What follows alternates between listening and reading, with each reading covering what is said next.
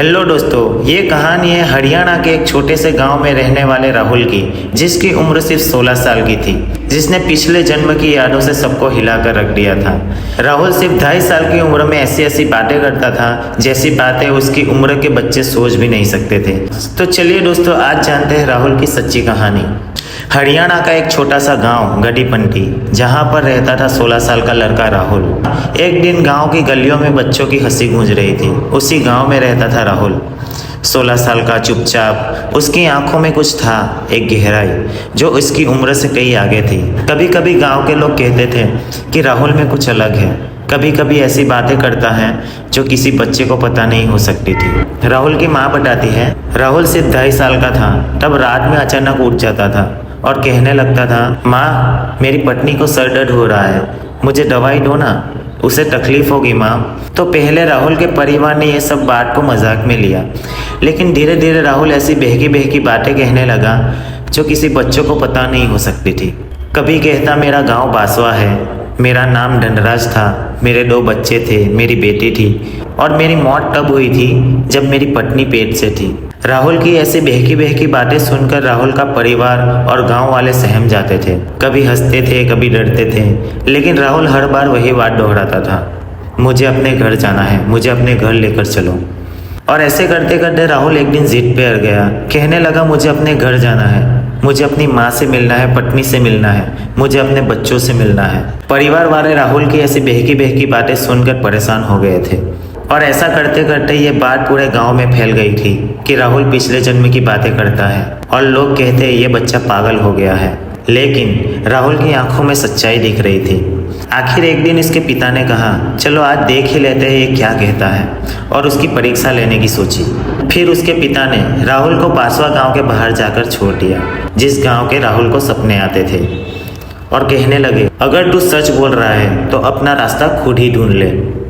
राहुल ने अपने पिता को कुछ नहीं कहा, बस मन में मुस्कुराया और चल दिया। राहुल गली गली घूमता रहा, दाएं बाएं मुड़ता रहा। पिता उसके पीछे हैरान होकर चलते रहे। फिर थोड़ी देर बाद राहुल एक घर के सामने जाके रुका और राहुल घर के अंदर जाता है। वहाँ पर एक दादी माँ बैठी थी। राहुल उनके पास जाता है और राहुल ने उनके पैर छुए और बोला, माँ मैं आ गया, मैं धनराज हूँ। वहाँ पर जो दादी माँ बैठी थी, राहुल की ऐसी बातें सुनकर दादी माँ के हाथ कांपने लगे, आंखों से आंसू निकलने लगे। वह बोली, बेटा तू कौन है?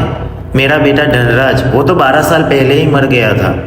ये सुनकर राहुल के पिता के होश उड़ गए और बात पूरे गांव में आग की तरह फैल गई। फिर राहुल के पिता राहुल को उसके घर लेकर आ गए।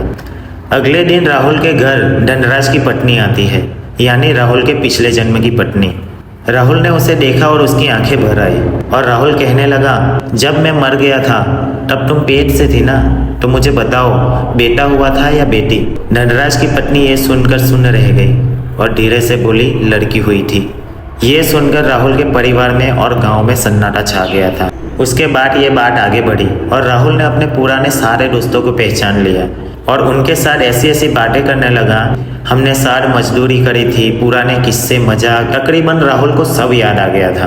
अब गांव में राहुल को कोई पागल नहीं कहता था, सब उसे धनराज का दूसरा रूप मानने लग गए थे। सारे गांव में बातें होने लग गई थी, राहुल धनराज का ही दूसरा रूप है।